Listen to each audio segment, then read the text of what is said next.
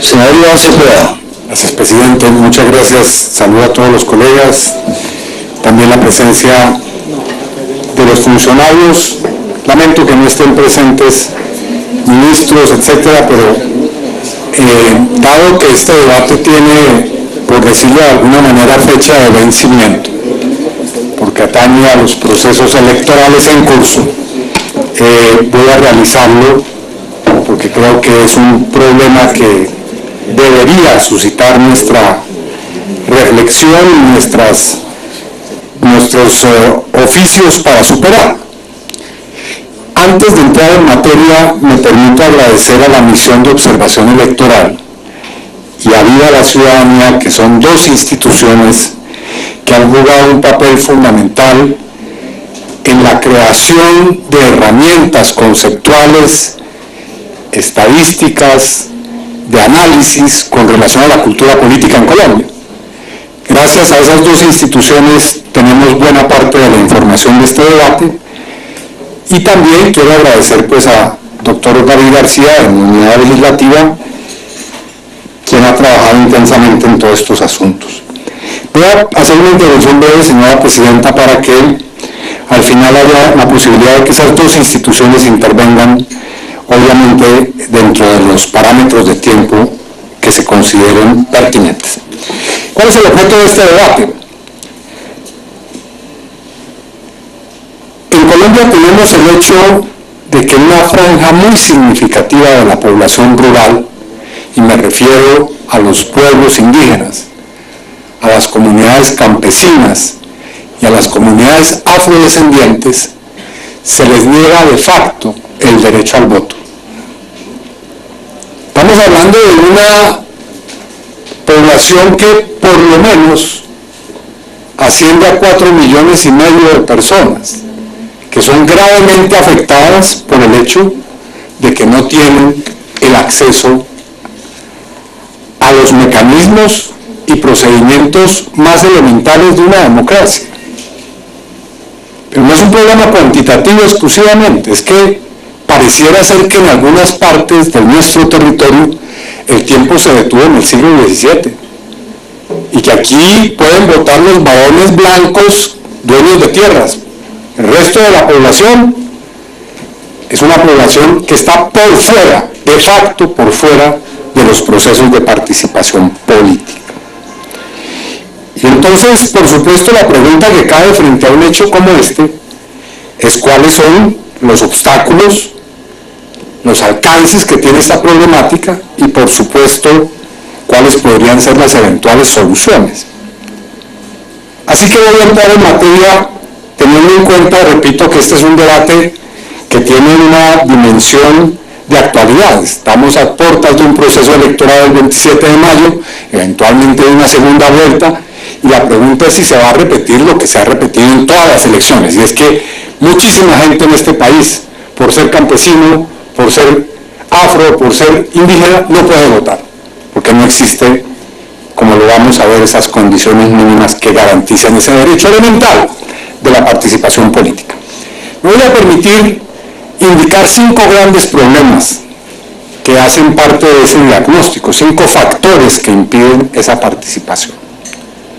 No sin antes decir que en lo que ha llamado la misión de observación electoral, el mapa de riesgos para la participación electoral en el país, se registra un importante descenso de la violencia como un factor de riesgo. Las estadísticas que presentan en esa compilación y en ese estudio es que los municipios en riesgo para las elecciones de este año decrecieron en un 30%, 134 municipios menos frente a las elecciones locales del año 2015. En gran medida esto es un indicador, para que se tenga bien claro y bien presente, efecto del proceso que se ha llevado a cabo de terminación del conflicto armado. Igualmente la vicepresidencia ha dicho que de 260 municipios que antes estaban en situación de riesgo extremo, no solamente con relación a la participación electoral, sino sacudidos por los factores de violencia y de conflicto armado, hoy eso ha descendido a cerca de 40 municipios que pueden ser considerados sitios donde hay graves problemas. Digo eso para que una vez que podemos ir saliendo de algunos de los problemas que impiden la participación electoral, nos concentremos en otros, porque como se ha visto, el fin de factores de violencia nos permite ver con mayor claridad otros problemas que hay en el país. Primer asunto que destaco de las respuestas que hemos recibido de las distintas dependencias del gobierno y del Estado, que no son tan desobligantes o superficiales como la del Ministerio de Educación. No hay en esas respuestas elementos que nos permitan decir que hay un claro diagnóstico de esta problemática.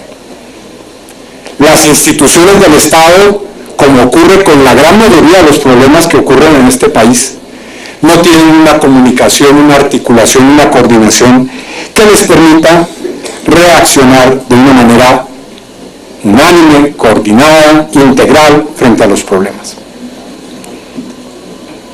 Digamos, una situación que demuestra eso es que un antídoto frente a este problema que voy a desarrollar hubiera podido ser una efectiva reforma política tramitada por este Congreso, por eso se hundió en medio, como ustedes lo recordarán bien, de distintas discusiones y debates un poco, a mi modo de ver, accesorios con relación a los problemas graves de democracia que hay en este país. Y digo esto porque, por ejemplo, para que no se señale que todo es crítica y ver un panorama desolador, hay respuestas muy interesantes, como por ejemplo la del MINTIC, que nos dice que en Colombia ya existe un programa que ha logrado llegar a 7.133 lugares del país, zonas rurales donde hay menos de 100 habitantes, en los cuales en las escuelas se ha creado un programa de participación política y social digital. Eso es extremadamente importante, porque nos permitiría, si es que existe esa voluntad, si es que existe la voluntad también de implementar el voto electrónico, que como ustedes saben ya desde hace tiempo es una norma, pues nos permitiría avanzar en cómo democratizar y hacer participativa a la ciudadanía, así sea utilizando como base esas herramientas digitales. Pero bueno, paso al primer problema que consideramos es grave y que es diagnosticado así por la moda y por vida de la ciudadanía: falta de cedulación. Se nos dice en los mapas de riesgo que existe un riesgo por déficit en la cedulación de los habitantes de las zonas rurales de este país y de manera concomitante también de la inscripción de las cédulas. Se habla al menos de 800.000 personas en los últimos tiempos que no han podido tener cedulación. Y llamo la atención sobre dos lugares que son representativos de esa circunstancia. Dos municipios que, digamos, son de alguna manera rurales, pero también ya son urbanos. Pero los quiero traer a colación para ver que este no es un problema simplemente de la marginalidad de las grandes zonas rurales del país. Me refiero al municipio de Soledad en el Atlántico y también al municipio de Soacha, donde hay una inmensa población que en su gran mayoría tiene un origen rural y que proviene en muchas oportunidades del desplazamiento forzado. Bueno, allí el problema de la cedulación o de la falta de cedulación es un obstáculo real y fehaciente de esta ausencia de posibilidad de participar y de votar el día de elecciones. Rápidamente, segundo gran problema, que es el que yo considero es tal vez el más grave: acceso a los puestos de votación en zonas rurales. Digo que este es el problema más grave porque ilustra bastante bien la ausencia de presencia estatal en los territorios de Colombia. En ese mapa que ustedes observan, la mancha roja o las manchas rojas que están señaladas en el mapa que ha elaborado la MOE indican los lugares en los cuales la población tiene inmensas dificultades para acceder a los puestos de votación. Se habla de 360 municipios que es la tercera parte de los municipios de Colombia, por decirlo de alguna manera, pero que son el 83% de la extensión territorial del país. Y no me refiero solamente a los territorios más alejados de la Amazonía y la Orinoquía, sino también a lugares que tienen que ver con las costas del Atlántico y del Pacífico. En esos lugares, en esos 360 municipios, tenemos varios problemas. Ha elaborado la MOE una lista de municipios, ahí la pasamos rápidamente, pero están en todos los departamentos del país esos lugares. ¿Cuáles son los problemas más graves? En primer lugar, el 42% de los puestos de votación rural no hay datos exactos de la ubicación del puesto. Es decir, según la misión de observación electoral, se observan falencias en los datos que impiden ubicar de manera más precisa los lugares donde se presentan los problemas de votación. No se tienen datos de ubicación georreferenciada de 42% de esos puestos de votación, lo cual hace que sencillamente en los niveles territoriales superiores al municipio se desconozca con certeza la ubicación geográfica de los puestos. Segundo gran problema que tiene que ver con los puestos. Un habitante de esos 360 municipios en oportunidades requiere recorrer entre 60 kilómetros y 100 kilómetros para llegar al puesto de votación. Pero por supuesto no son 100 kilómetros en una carretera, una autopista que nos lleve en media hora al puesto de votación. Aquí se trata de atravesar montañas, de atravesar ríos para llegar con días de antelación a un puesto de votación. Y eso es francamente vergonzoso. Vergonzoso además porque se agrega otro problema que conocemos todos los que hacemos política electoral en este país, y es que el día de las elecciones el transporte es monopolizado en muchas partes de la geografía nacional por las casas políticas. Entonces resulta que los habitantes de estas zonas rurales, por mucha voluntad que tengan de recorrer esos 100 kilómetros, no lo van a poder hacer, porque no existe un medio de transporte, porque ese medio de transporte está monopolizado exclusivamente para cierto tipo de votantes. Este es un problema que no es solamente un problema de las zonas rurales, es un problema de Barranquilla, es un problema de ir a ciertas partes de Bogotá cuando hay elecciones. No, ese día solamente hay transporte para cierta gente. El acceso para los puestos de votación rural es especialmente difícil, y ya no me refiero en general a esos 360 municipios, sino me refiero concretamente para los resguardos indígenas y los consejos comunitarios afrodescendientes. El dato que arrojan las investigaciones hechas es que de los 847 resguardos indígenas y de los 234 consejos comunitarios, en el primero de los casos, es decir, en el caso de los pueblos indígenas, el 65% de esos resguardos tiene inmensas dificultades para llegar a un puesto de votación, y el 43% de los consejos comunitarios afrodescendientes para esa misma actividad electoral. Tercer problema. Se resalta que en la normatividad vigente hay un sesgo demográfico que impide que se amplíe la presencia de puestos de votación en el país. El decreto 2241 de 1986, artículo 99, dice que solamente podrán ser instalados puestos de votación en corregimientos e inspecciones de policía. Y otros asentamientos que son importantes, donde hay, digamos, 100 personas que puedan tener, por ejemplo, la posibilidad de votar, son excluidos automáticamente de la posibilidad de tener un puesto de votación. La Registraduría Nacional del Estado Civil dice en la respuesta que le dio al citante de este debate que para la creación directa de puestos de votación en zonas rurales, cuando la necesidad pública y la conveniencia lo concede, hay que atenerse al decreto que he mencionado. Cuarto problema: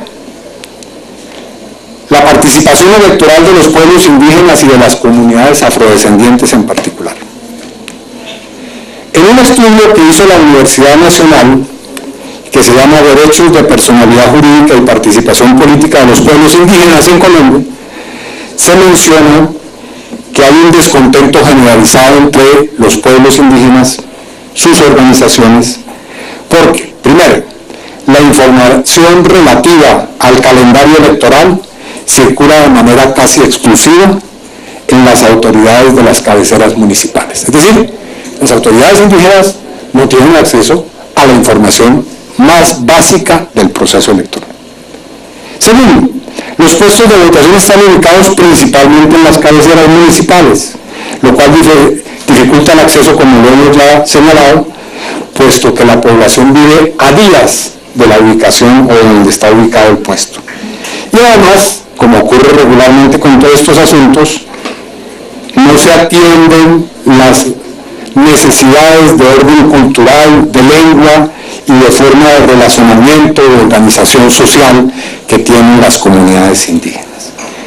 Algo similar se puede decir de los consejos afrodescendientes. Quinto problema, la población desplazada y su derecho a la participación política. En la respuesta que obtuvimos de la unidad de víctimas, se nos dice que la participación electoral, el derecho a elegir y a ser elegido, es gravemente lesionado por el desplazamiento forzado, porque el desplazamiento forzado, como lo indica la jurisprudencia de la Corte Constitucional, viola al menos 23 derechos de las personas y comunidades. Entre esos derechos está el derecho a tener una cédula. Una parte muy significativa de la población desplazada que no encuentra la posibilidad o no ha tenido la posibilidad de obtener un documento de identificación. Y por supuesto, eso significa de manera automática que esa población quede por fuera de cualquier posibilidad de participación electoral. El asesinato de los líderes sociales, un tema que es lastimosamente central en la vida actual del país, tiene como componente indudablemente el evitar y el eliminar la participación política de muchos sectores rurales. Y esa eliminación sistemática de líderes y de liderazgos sociales termina siendo precisamente la fuente del desplazamiento. Es decir, lo que se logra a través de ese asesinato de líderes sociales, entre otras cosas, es producir de facto una negación de la participación política. La MODA ha hecho un mapa en el cual indica con distintos colores los niveles de riesgo por desplazamiento forzado. En este caso, el riesgo medio es el amarillo, el que es como anaranjado, el riesgo más alto, y el rojo es riesgo extremo de impedimento de participación en las elecciones por cuenta del desplazamiento forzado.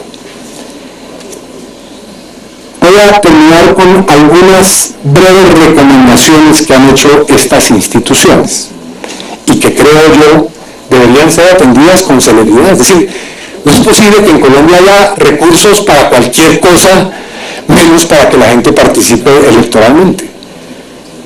Me decían que ahora tenemos que prever esto para las elecciones del 2019, y yo digo, ¿por qué no se puede resolver estos asuntos para lograr que se mejore sustancialmente la participación de estas poblaciones en las próximas elecciones?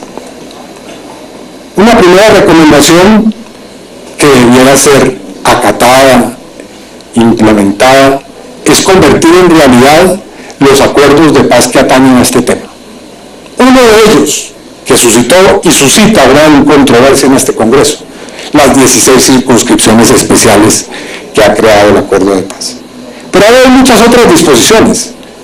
Está el asunto de ver cómo se resuelve en los municipios que han sido escenario de conflicto armado, más de 260, la participación política del campesinado. El capítulo étnico del acuerdo de paz, donde están contenidas valiosas recomendaciones para la participación de las comunidades afrodescendientes y los pueblos indígenas, en fin. Recomendaciones prácticas, por ejemplo, utilizar el modelo del Ministerio de las Tecnologías Informáticas, del cual hablé, los kioscos digitales, como una estructura que pudiera permitir, a través de esa información que está ya disponible, generar la presencia de otros puestos electorales con la implementación del voto electrónico en muchos de esos municipios. Actualizar los criterios normativos para la creación de los puestos de votación, eso tiene que ver con el decreto que mencioné en este debate. Precisar por medio del trabajo de campo la situación en estos 360 municipios donde se le niega de facto la participación electoral a la población rural. Que el Estado garantice el transporte al puesto de votación el día de las elecciones. Entonces, esa sola que la implementaran sería una recomendación con un impacto supremamente importante en democratizar la participación política. Otra que también ha sugerido la MOE, y es la creación de puestos móviles de votación, que pudieran hacer llegar al elector el puesto de votación. Identificar la ubicación exacta de todos los puestos de votación mediante la georreferenciación, por eso es que le pedimos a la Policía Nacional, que está adelantando esa tarea, que nos ilustrara sobre en qué va y hasta dónde se ha llegado. Que el Estado unifique las funciones de registro, identificación y ubicación de su población y ciudadanía. Que los municipios cuenten con toda la información actualizada y correcta en su propio territorio. Bueno, este no es un problema que requiera física nuclear, es un problema que requiere simple y llanamente un poco de voluntad política para hacer que millones de personas en este país que han tenido la suerte o el infortunio, como quiera verse, de haber nacido en una población rural, tengan la posibilidad, como el resto de los ciudadanos, de ejercer el día de las elecciones su derecho a votar.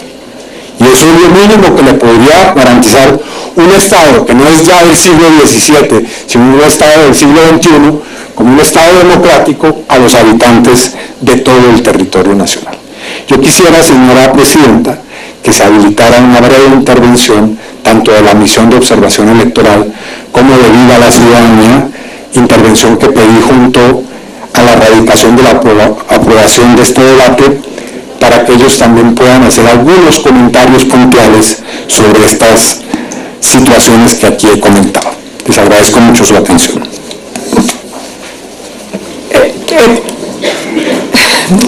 Buenos días. Podemos decretar en este momento sesión informal para que intervengan los representantes de la MOE y de la ciudadanía. ¿Lo aprueban los senadores? Sí, lo aprueban, señora Presidenta. Entonces va a tener cada uno 5 minutos para su intervención. Invitamos al delegado o delegada de la MOE.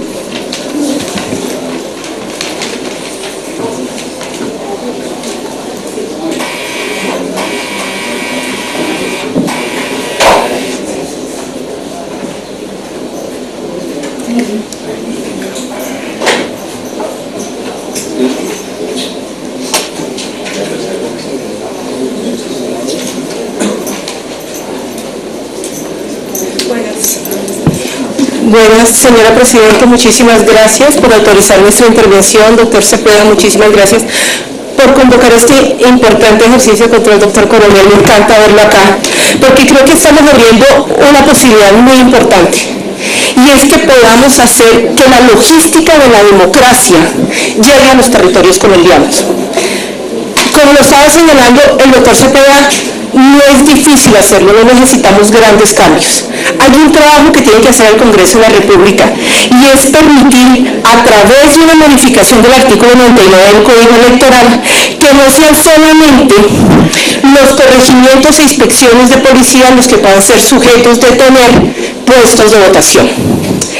Entregarle temporalmente a la registraduría absolutamente toda la posibilidad de hacer el diseño nacional, porque eso lo que nos permitiría es no estar negociando consejo tras consejo municipal donde deberían ponerse los puestos de votación o donde podrían ampliarse las mesas de votación, sino la registraduría podría hacer un trabajo integral para que hagamos un barrido por todo el país y poder hacer una sola propuesta, única propuesta, para poder optimizar la instalación de los puestos de votación. Pero ¿cómo llegamos al ejercicio de optimización de los puestos de votación? Y eso implica un trabajo conjunto de muchas instituciones. El primero de ellos es el trabajo que tiene la Policía Nacional y es aprovechar todas las herramientas del Plan Democracia. El día de las elecciones este país es completamente cubierto por la policía. ¿Eso qué significa? Que ellos tienen la posibilidad de georreferenciar cada uno de los lugares de votación y podemos tener una base de datos plana que vamos a poder cruzar con la información que debe tener el Ministerio de Educación sobre los lugares donde están ubicadas las escuelas rurales. Centros poblados. Los diferentes centros poblados del Ministerio de Educación. Cuando crucemos esa información, vamos a tener ya el mapa de dónde se pueden ubicar hoy los diferentes puestos de votación con los lugares donde efectivamente están los puestos de votación gracias al trabajo del Plan Democracia. Con esa información, con el DANE sentado en la misma mesa, empezamos a ver cuáles son los centros poblados que requieren puestos de votación o mesas de votación descentralizadas de puestos de votación principales. Hoy el DANE está haciendo un trabajo muy importante que va a ser la principal fuente de información para no equivocarnos en este trabajo técnico. Y es decirnos dónde hay centros de más de, puede ser una propuesta, pero obviamente la tendría que discutir el Congreso, de más de 600 o 700 ciudadanos inscritos en el censo electoral. Con 700 ciudadanos o 1000 ciudadanos inscritos en el censo electoral, ahí podríamos instalar una mesa de votación que esté descentralizada en un puesto principal municipal. ¿Eso qué nos está ahorrando? El problema que hoy tenemos. Hoy tenemos 360 municipios en este país, que equivale a más o menos 1,5 millones de ciudadanos, que es una cuarta parte del censo rural, que les cuesta dificultad acceder a los puestos de votación porque tienen que caminar entre 60 y 100 kilómetros. ¿Eso qué significa? Que se les está denegando por un tema de logística la posibilidad de ir a votar. ¿Cuáles son esas zonas que mostró el mapa el doctor Cepeda? Pero creo que si ustedes lo ven, ustedes lo que están reconociendo ahí es, de una parte, el mapa de la guerra. Cuando la guerra entró a nuestros territorios, a nuestras zonas rurales, lo primero que salió fue la democracia. Ahora, ¿qué posibilidades tenemos? Que la democracia llegue en forma de logística electoral. Si nosotros logramos identificar esos centros poblados, logramos establecer cuáles son las escuelas que están, logramos hacer los cruces de georreferenciación y además cruzamos con la información de TIC que tiene del Ministerio de las Tecnologías y las Comunicaciones. Con la llegada, con tener la información de Internet, inmediatamente le estamos entregando a Registraduría la posibilidad de tener toda la información, inclusive subirla y transmitirla con mayor rapidez. Pero eso va a permitir además un efecto secundario. Y el efecto secundario es que teniendo las escuelas rurales identificadas, donde se van a hacer procesos electorales, vamos a poder fortalecer la capacidad de esas escuelas, no solamente teniendo mejor calidad de tecnologías, mejor infraestructura, porque tenemos que asegurar que tenga energía, que estén realmente cubiertas, que estén bajo techo, vamos a tener unos chicos con nuevas escuelas o con unas escuelas reforzadas que van a tener esas escuelas también la capacidad de recibir la democracia. En los procesos electorales, cuando ustedes ven lo que tienen que moverse ciudadanos de Bichada, de Guainía, de Amazonas, de Chocó, del sur de la zona pacífica de Nariño, del Cauca, terminamos entendiendo por qué terminan siendo una ciudadanía que no participa activamente en la democracia, una ciudadanía que no se siente llamada ni interpelada por el Estado ni por las autoridades, porque es una ciudadanía que en últimas no tiene la voluntad de expresarse, porque no tiene acceso en los procesos electorales a poder depositar su voto, que en últimas es la decisión en un país democrático. Señora Presidenta, muchísimas gracias. Muchas gracias por respetar perfectamente el tiempo. Ahora le pedimos al representante de Unidad de la Ciudadanía.